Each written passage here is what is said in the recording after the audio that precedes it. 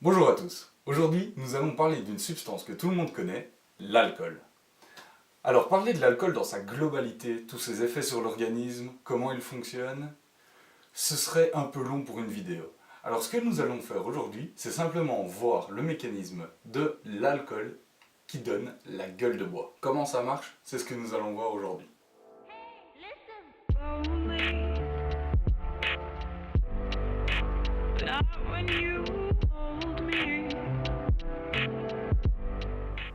Tout d'abord, qu'est-ce que la gueule de bois?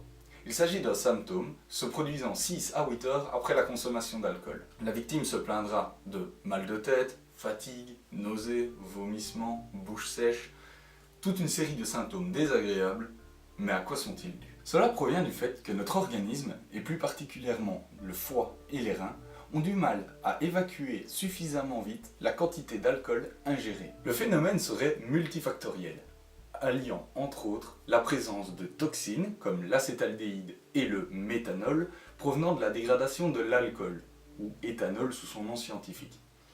Ensuite, il y a aussi l'hypoglycémie induite par l'alcool. Et enfin, nous retrouverons la déshydratation que l'alcool induit. Tout d'abord, commençons par parler des toxines. En fait, notre corps n'aime pas ce qui lui nuit.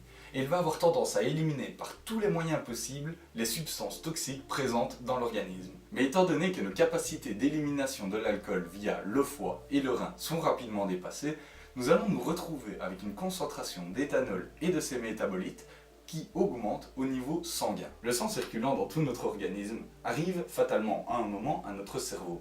Et au niveau du cerveau, nous avons une zone appelée l'area posterna où la barrière hémato-encéphalique est plus fine. Qu'est-ce que ça veut dire? En fait, nous avons une barrière présente pour éviter le contact entre le sang et le liquide céphalorachidien entourant notre cerveau. À certains endroits de notre cerveau, la barrière hémato-encéphalique est plus petite.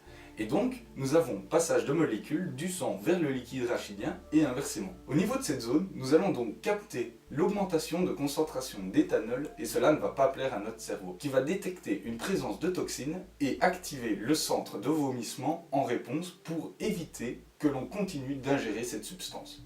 Nous avons donc compris pourquoi nous avons cette sensation de nausée et de vomissement après une soirée trop arrosée. Voyons maintenant le deuxième point, l'hypoglycémie.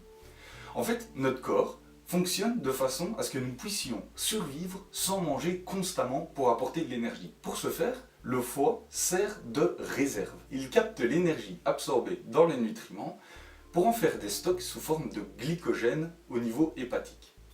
Ce glycogène pourra être transformé via la néoglucogenèse en glucose, qui est le substrat énergétique du cerveau et de la majorité des muscles. Cependant, l'alcool aura un effet inhibiteur sur cette néoglucogenèse.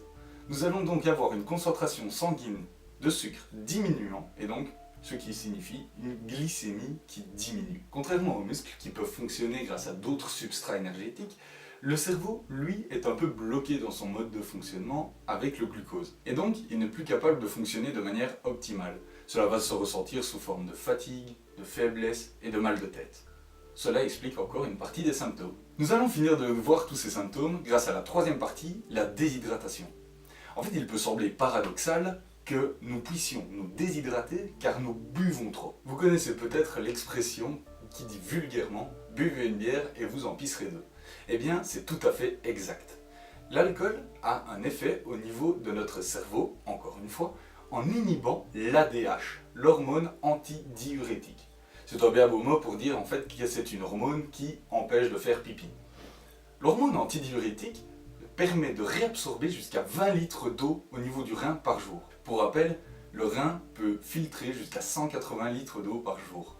Mais une énorme partie, plus de 99%, sont réabsorbés pour notre organisme. L'alcool aura donc pour effet de venir titiller l'hypophyse, qui est une petite boule à la base de notre cerveau produisant l'ADH. En diminuant cette production d'ADH, donc, nous allons avoir plus d'urine et elles seront moins concentrées. Et cela va entraîner une certaine forme de déshydratation relative. Notre cerveau étant composé à près de 80% d'eau, il va ressentir toutes les variations hydriques de notre corps et va lui aussi se déshydrater. Cela se traduit donc par des nausées, des vomissements et un mal de tête.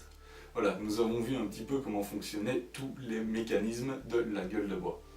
Donc maintenant, comment l'éviter? Le premier remède est la prévention. Ne pas en abuser lors des sorties, c'est le meilleur moyen de ne pas en subir ses effets le lendemain. Ensuite, ce que je peux vous conseiller, c'est de prendre une bouteille d'eau avec vous en soirée afin de diminuer la déshydratation induite par l'alcool. Et enfin, avant de dormir, une bouteille d'eau avec un peu de sucre et une pincée de sel pour l'osmolalité, qui est un phénomène que nous reverrons au cours d'une prochaine vidéo, permettrait de diminuer et la déshydratation et l'hypoglycémie.